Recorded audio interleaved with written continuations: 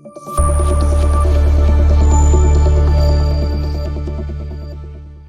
Everyone, నేను గీత. 40 years తర్వాత skin అనేది గ్లో తగ్గిపోకుండా ఉండాలంటే ఏం చేయాలి?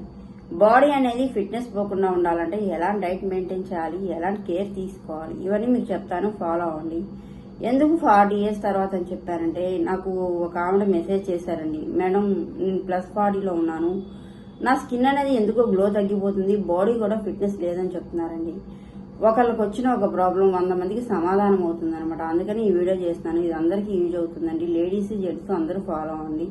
40 తర్వాత కూడా స్కిన్ అనేది గ్లో తగ్గిపోకుండా ఉంటుంది, ఫిట్నెస్ అనేది పోకుండా ఉంటుంది. Okay, right. ఎస్, కొన్ని టిప్స్ చెప్తారండి, ఈజీగా ఉంటాయి, ఫాలో అవ్వండి. వీటి వల్ల మీ లైఫ్ లెంత్ అనేది చాలా బాగుంటుంది అనమాట. Okay, yes. ఫస్ట్ ఏంటంటే, అసలు 40 తర్వాత నేను ఎందుకు చెప్తున్నానంటే, మెయిన్ కూడా 40 తర్వాతే ఏదైనా సరే మనకి పిలవకుండా వచ్చేస్తాయి అనమాట. ఏంటంటారా, బీపీలు, షుగర్లు, బ్యాక్ ఎక్కువ, నడుము నొప్పి, మోకాలు నొప్పి, ఇవన్నీ వస్తూ ఉంటాయన్నమాట.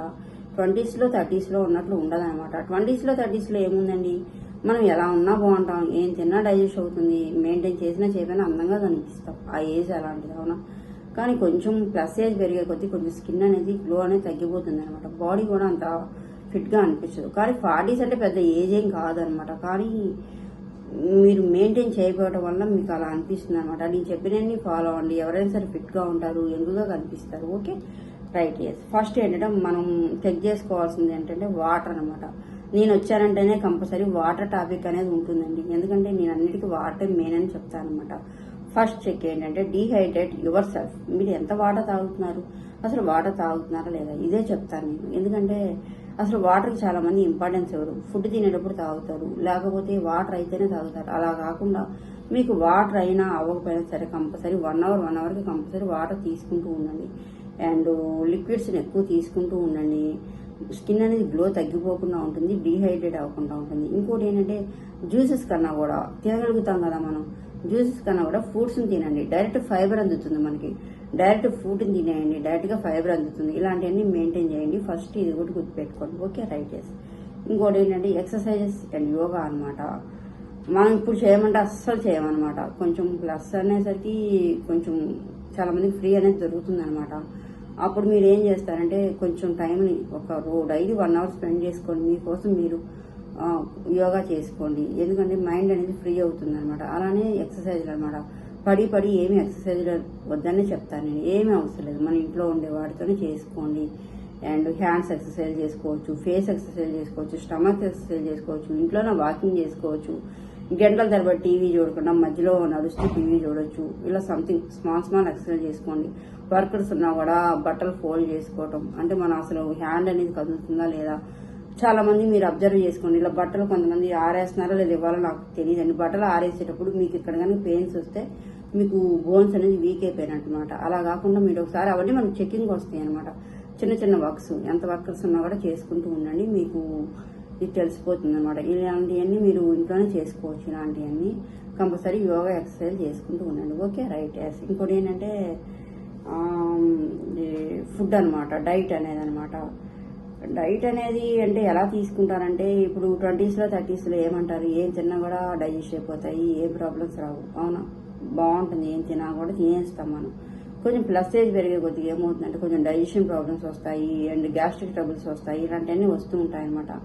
కొంచెం చూసుకొని తినాలి. ఎలా అంటే కొంచెం ఉప్పు కారాలు తగ్గించడం, మసాలాలు తగ్గించడం, ఇలాంటివన్నీ చేస్తూ ఉండాలి.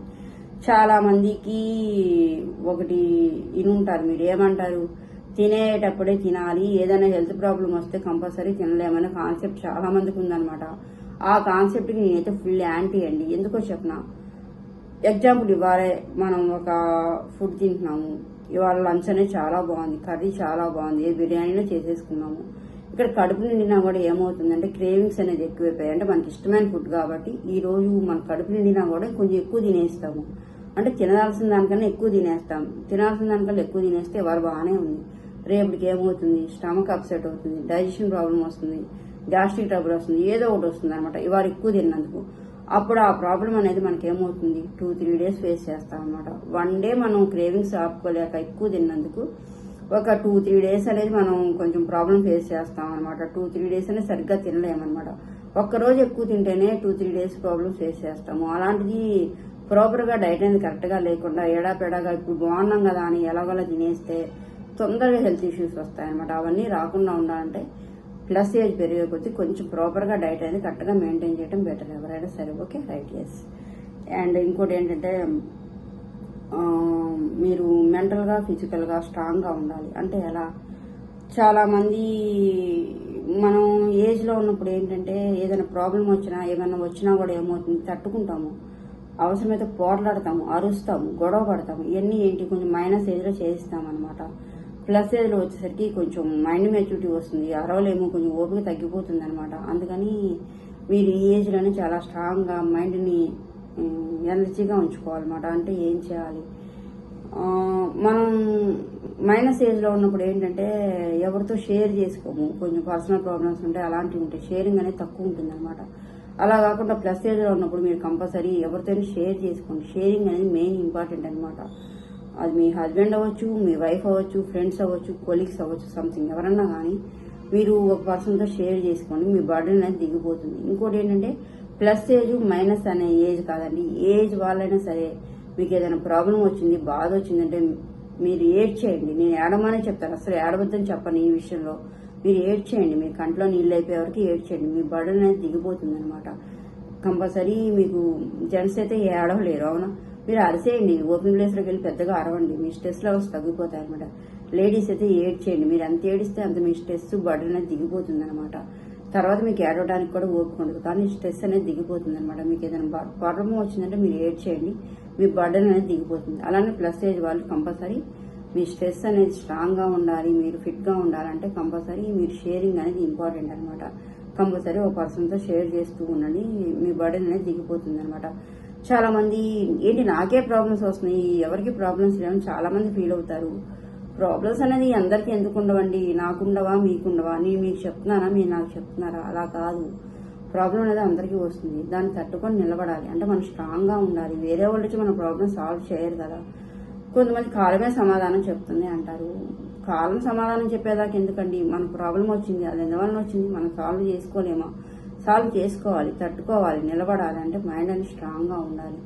కాలమే సమాధానం చెప్తుంది కొన్నిటికి, కానీ ఇవాళ రేపు కాలం అనేది చాలా లేటుగా చెప్తుంది అనమాట. ఈ లోపల మీరు సాల్వ్ చేసుకుంటే సాల్వ్ చేసేసుకోండి. ఓకే, అలా చేసుకోవాలంటే మీరు చాలా స్ట్రాంగ్గా ఉండాలి, ప్రతిదానికి వీక్ అవ్వకూడదు అనమాట. మెంటల్గా ఫిక్స్ అవ్వాలి, ప్రాబ్లమ్స్ వస్తూ ఉంటాయి పోతూ ఉంటాయని. ఎందుకంటే ప్లస్ ఏజ్ కాబట్టి కొంచెం మైండ్ మెచ్యూరిటీ ఉంటుంది, అందుకని మీరు చాలా స్ట్రాంగ్గా ఉండాలి. షేరింగ్ ఇంపార్టెంట్, ఇలాంటివన్నీ చేస్తూ ఉండండి. Okay, right, yes. ఇంకోటి ఏంటంటే హెల్త్ చెకప్ అనమాట.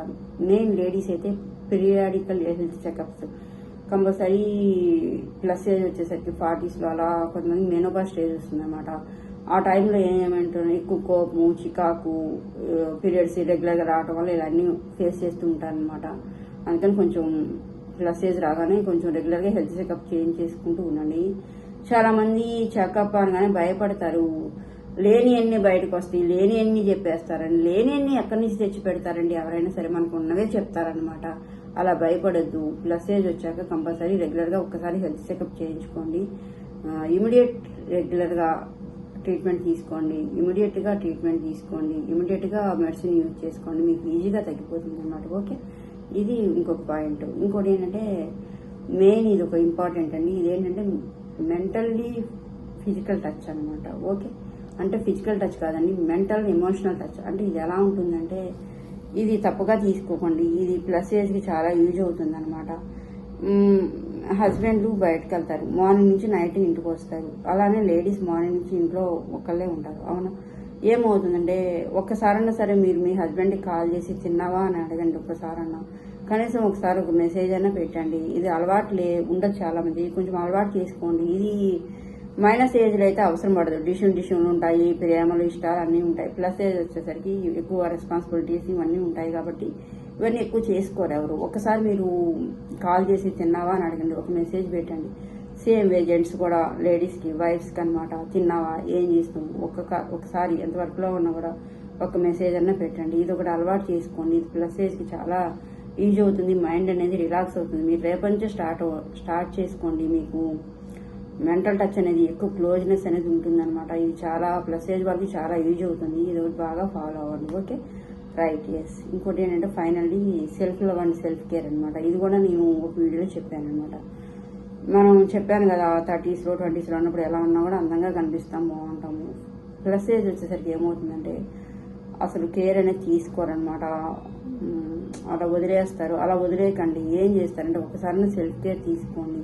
మీకు మీరు ఒకసారి టైం స్పెండ్ చేసుకోండి. ఎలా ఉన్నారు ఏంటని ఒకసారి చెక్ చేసుకోండి. మిమ్మల్ని మీరు లవ్ చేసుకోండి. వేరే వాళ్ళ కోసం కాదు.